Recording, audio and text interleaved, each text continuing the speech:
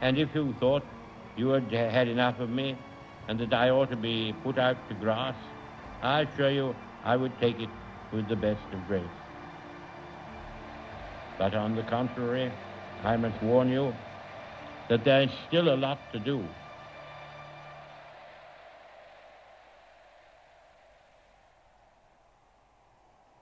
Two weeks after VE Day, the Labour Party forced a general election. 70-year-old Churchill had to embark on a punishing election campaign. This is no time to mince measures and fool around with weak governments. The Tory campaign was based largely on Churchill's personal popularity. I can feel it in my bones we're going to win.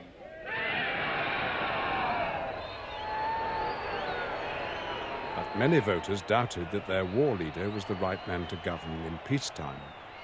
They wanted a better life under a Labour-led welfare state.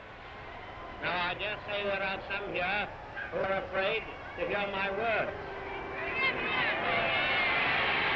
You better listen, because you'll find it interesting.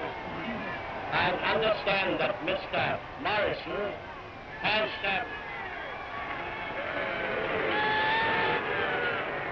Once again, Churchill was out of step. He symbolized the old order of class and privilege. His first election broadcast was severely misjudged, a shocking reminder of his belligerent and controversial past.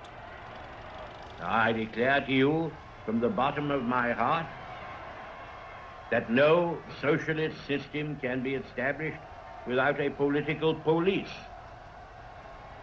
They would have to fall back on some form of Gestapo, no doubt very humanely directed in the first instance. He used the word Gestapo. My mother begged him to take the phrase out. And he wouldn't, as he said afterwards, you're perfectly right. But I think it was all part of my father adjusting again to party politics. I mean, he really hadn't thought about them. And he did find it, I suppose temporarily he'd lost his touch, you know. Here is the state of parties up to 3 o'clock in detail. Conservatives, 180. Labour, 364. Labour won by a landslide. When Clementine suggested it may well be a blessing in disguise, Churchill replied, "At the moment it seems quite effectively disguised." We in the office didn't anticipate at all that he would not be leading us still when the war ended. He was sitting there and he suddenly said to me, I wanted, and then he stopped. And I knew what he meant. He wanted to lead the peace as he had led the war. But now he couldn't. And I know it was a bitter, bitter hurt. He said, "Will you come in, Mr. Kinner?" And he started reminiscing. And then he began to look very, very sad. And there was a pause. He said, "And now the British people don't want me anymore." And tears were rolling down his cheeks, and mine too. I've never seen anyone so broken-hearted. I mean, it didn't occur to me. It happened.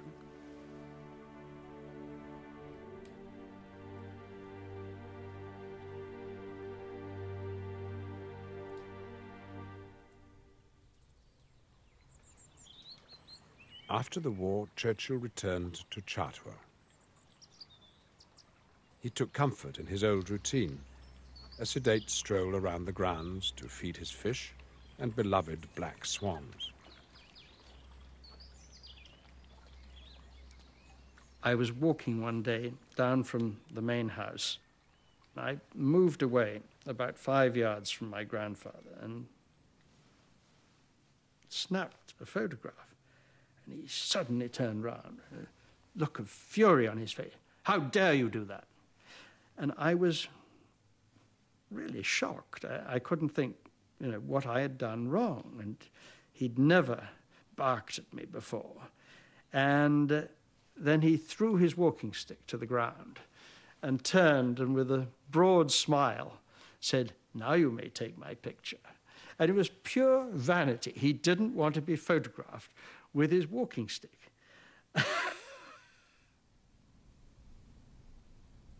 At 75, Churchill's political ambition still burned. He was bored as leader of the opposition and craved a major role on the international stage. His moods fluctuated violently, his temper often directed at those he loved most. He would go into an absolute thunderous mood at times. You'd hardly speak to anybody, and perhaps, his girls would say, "Look, don't bother him. He's got a black dog," they used to say, as he used to call it himself. He had a black mood on. I think the most disturbing factor, I'm afraid, was usually when Randolph came.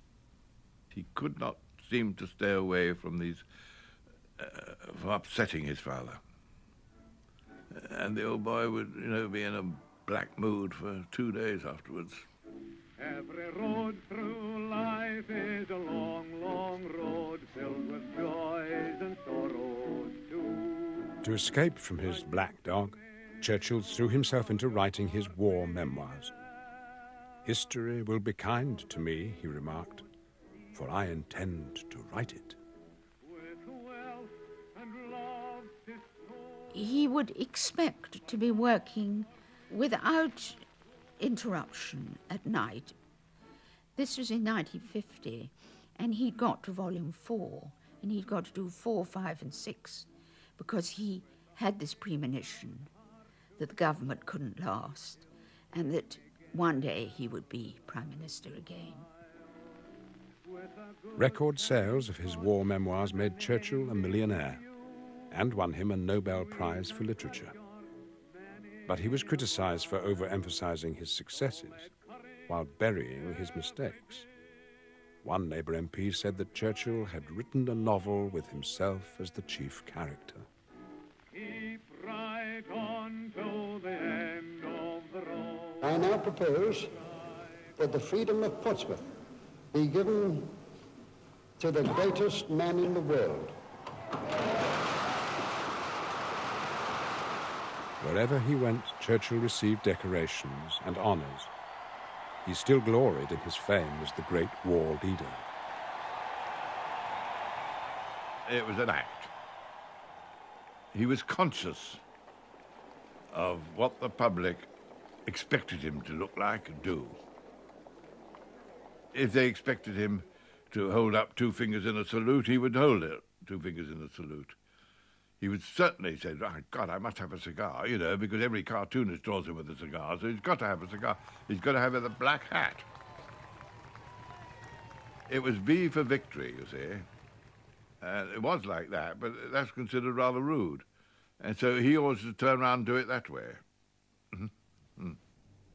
We have but to cast away, by an effort of will, the enfeebling tendencies and fallacies of socialism and free ourselves from socialist rule, and never shall we fail in exertion and resolve.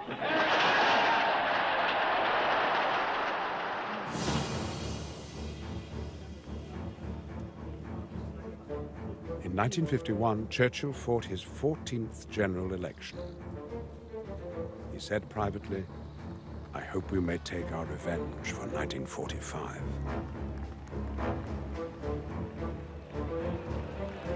Labour branded him a warmonger. Their slogan, a third Labour government or a third world war. This only strengthened Churchill's resolve to become peacemaker in the Cold War between East and West. It would never have occurred to my father to stop. I mean, he would rather win an election than lose an election. He'd rather be Prime Minister than not Prime Minister. But It would never occur to him not to go battling on in politics. Never.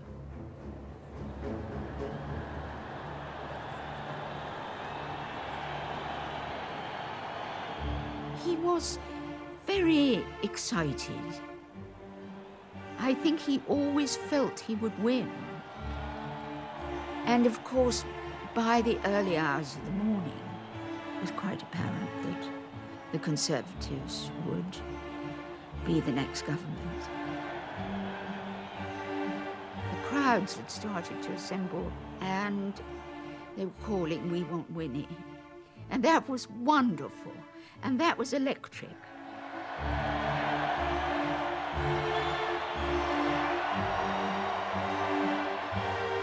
Well, ladies and gentlemen, there's only one thing I can possibly say now. It's 3 cheers for Winston Churchill. Hooray!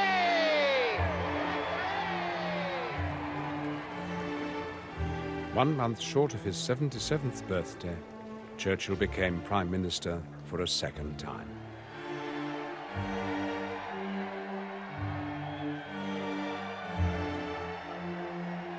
In 1940, Parliament had appointed him leader. Now the people had voted for him. At last, Churchill could pursue his desire to bring peace to a troubled world. "This," he said, "is the last prize I seek to win."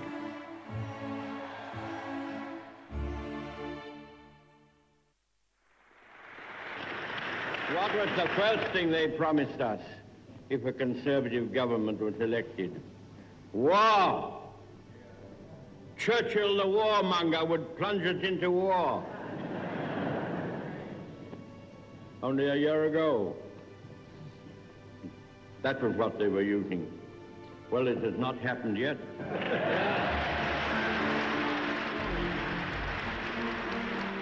In 1951, Winston Churchill was Prime Minister again. He was 77. His second premiership began rather like his first, 11 years